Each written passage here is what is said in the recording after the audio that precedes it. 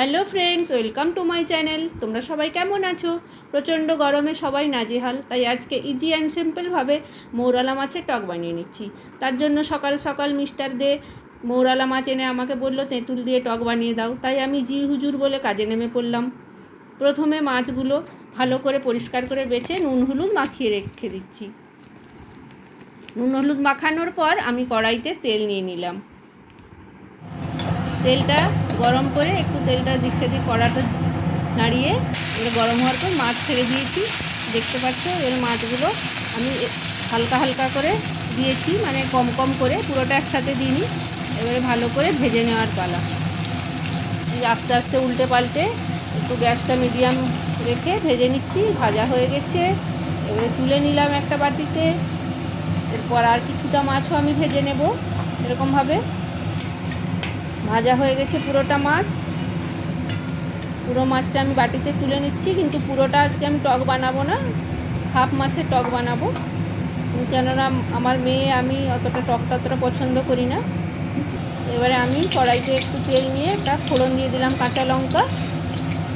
কাঁচা লঙ্কাটা একটু নাড়ানাড়ি হয়ে গেলে তেঁতুলের যে কাপটা আমি বানিয়ে রেখেছিলাম, আজকে তেঁতুল দিয়ে টক বানাচ্ছি, তেঁতুলটা কেটে আমি একটা তেঁতুলের মাড় বানিয়ে রেখেছি, ওটা দিয়ে দিলাম তেলে।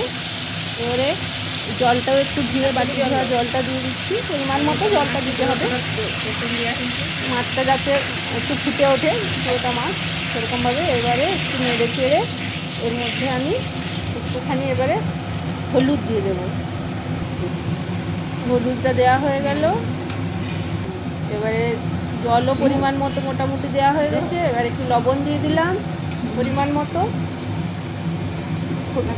জলটা ফুটে ওঠার পর এবার আমি মাছগুলো ছেড়ে দিচ্ছি। মাছটা একটু ভালো করে ওর মধ্যে ছড়িয়ে ছেড়ে দেওয়া হলো। ভালো ছেড়ে দিলাম কিছুটা, আধা বললাম আমি আধা মাছ করছি। ওই মাছটা ছেড়ে দিলাম।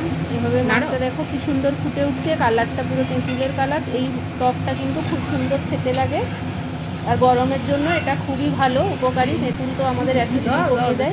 এবারে আমরা স্বাদ মতো, এখানে তেঁতুল যেহেতু টক, একটু চিনি দিয়ে দিতে হবে, চিনিও দিয়ে দিলাম। চিনিটা একটু বেশি পরিমাণে দিতে হবে, কেননা তেঁতুলটা তো টকই থাকে, টক তেঁতুল যেহেতু। নাড়ি দাও। এবার চিনিটা পরিমাণ মতো দিয়ে এবার টক মিষ্টি স্বাদের হবে এটা। এই দেখো পুরো তেঁতুলটা দেওয়ার পর মাছ ফুটে একদম রেডি। কালারটাও খুব সুন্দর এসে গেছে। এবারে আমি নামিয়ে ফেলবো।